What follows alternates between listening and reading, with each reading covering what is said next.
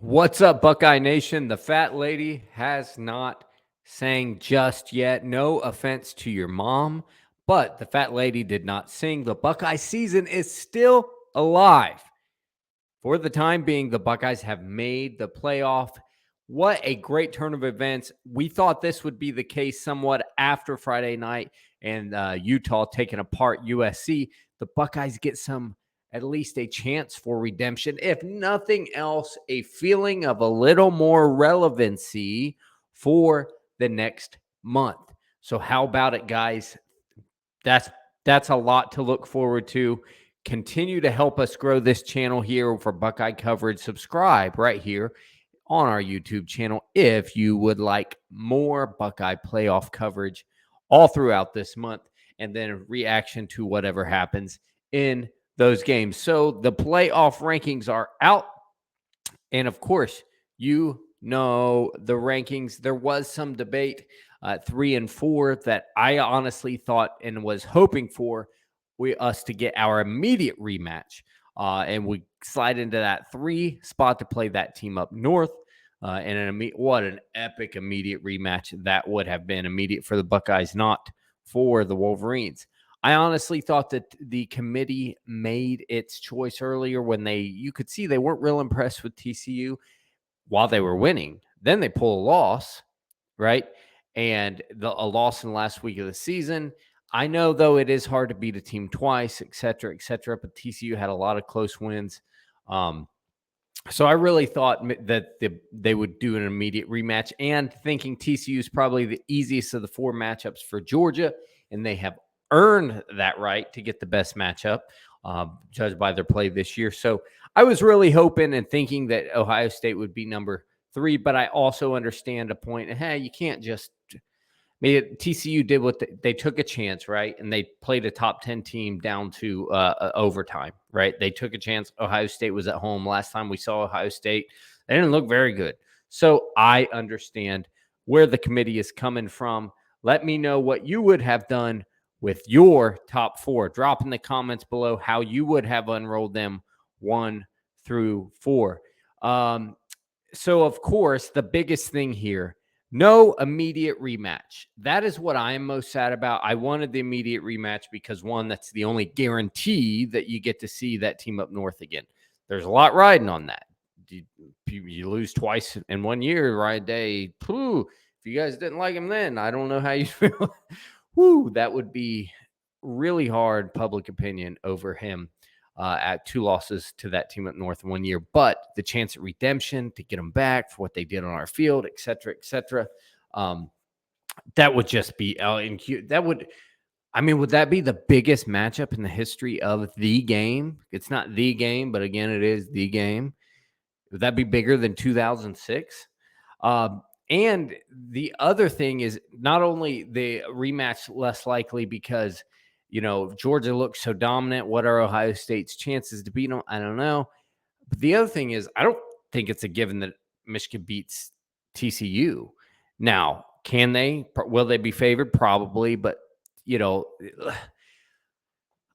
I wouldn't be super shocked if TCU wins that game. Now, I probably like Michigan by a field goal or so, but this Michigan in many ways looks unimpressive and super impressive.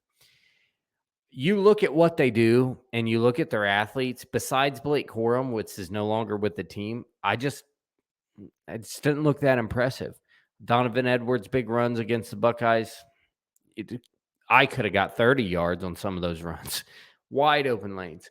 The offense was stonewalled over and over and over again against Ohio State. Then big play, corner gets turned around, fall down, and it was like, Ohio State really didn't look that good. And then the defense, we had wide open guys down the field on that team up north, and we just wouldn't hit them. Stroud played a bad game. Stover didn't play a good game. It's Lathan Ransom didn't play a good game. So many players didn't play a very good game that you just go, what in the world? Now, where is that team up north actually pretty impressive? Well, because they do the same thing to everyone. I look at their track record and I say, they didn't do very good against Maryland, didn't do that great against Iowa, didn't do great against Indiana. But you look, They made last two games, case in point, they made Ohio State and Purdue look like the same football team. They're struggling with Purdue late.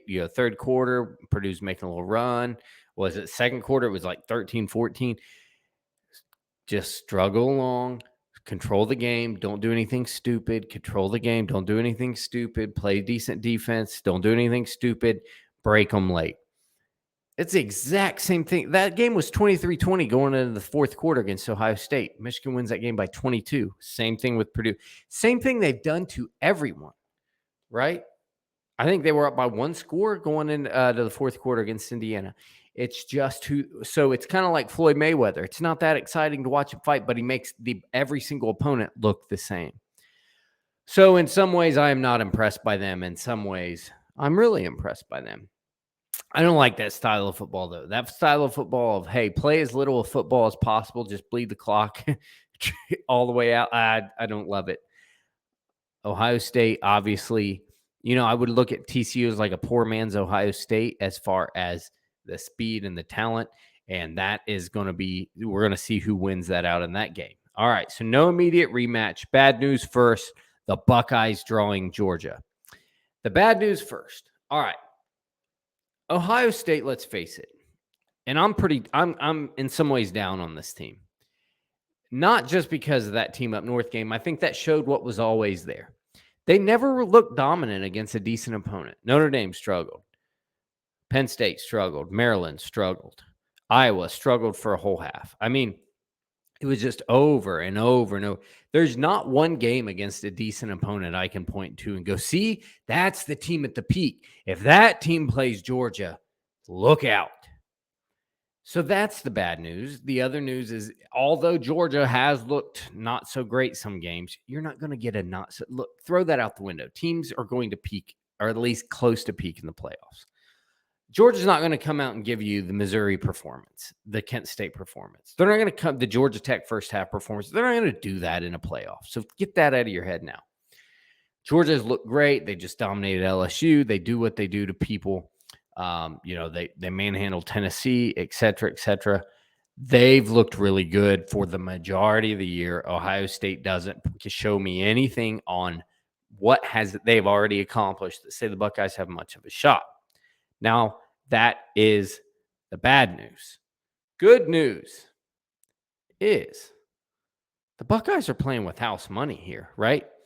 Why not take a shot? Yeah, you'll hear the trolls on Twitter. OSU can't compete with the SEC. Look, whoever Georgia drew in the first game might be a bloodbath. That's just the fact of it. So we may as well take our shot, right? Ohio State's behind the SEC. We know that. But let's take a shot. Let's take a shot, right? So yeah, and the other thing is Ohio State loses by a touchdown or less, maybe even 10 or less. I don't know. That kind of points to isn't it almost not a moral victory because it won't feel that way, but for some of the fan base and for the national pundits, I think it'll look and be like, hey, this is better than I thought any team in the playoffs would do against them. That's pretty good. Now, again, 10-point win over Kentucky and other schools that weren't so great. I get it, but that's not who's going to show up in the playoff. I promise you. So, house money. You just play close. You get a lot of respect. Also, Ohio State gets to get a lot of guys healthy. Trey Henderson. Now, I don't know that actually helps the run game. I think we've learned our lesson. Don't give if they give him 10 or more carries, fire everybody. Seriously. He's not a true between tackles runner. You can give him a few carries to disguise the fact that he's really out there to catch screen passes. But a healthy Miyan, okay, a healthy Chip, a healthy Dallin, healthy Matt Jones. Maybe the team starts playing differently. Does JSN come back? Let me know what you think. JSN return, yes or no? Drop that in the comments right now. Do you think JSN could come back? So now you're looking at the upside. Can the Buckeyes come in with this underdog mentality? Can Ryan Day say, can he coach a little angry? Can all the coaches get a little, can Jim Knowles get a little angry? Can Lathan Ransom and company say, we need redemption, man. We didn't play very good. And I am not going out like that. these players, you got a class split. You got Paris Johnson, you got CJ Stroud, you got others that have never beaten that team up north. What a great, just beating Georgia is somewhat of a consolidation prize, right? Instead of gold pants, get them some silver pants, right? So you got to think that there is a little bit of a mental edge of embracing that underdog role. If it was the Urban Meyer coach team with the underdog role, we know that. Look out on that. And could it possibly, I know I just said that Georgia will show up in the playoff game. I think Kirby absolutely has those guys ready in big games. He does. I never really was a believer in him till the last few years. Is there just some inkling, though, of believing your own hype a little bit? Last time Ohio State took the field, they didn't look very good. They actually never looked great all year. Everybody's telling you how good it is, even though you're trying to block all that rat poison out. Isn't there just some chance of inkling that they got to go in there and maybe not expect as much of a dogfight as potentially and hopefully the Buckeyes try and give to them? That's the good news. We're going to continue to cover this and how everything develops throughout, getting players back, injuries on both sides, matchups, how all this unfolds. So remember, come back, like this video, subscribe to the channel. We're going to do as much as we can to break down this matchup with Georgia coming up over the next several weeks. As always, guys, thanks for coming here. Thanks for watching. Thank you for being you. Goodbye. God bless. And go Bucks.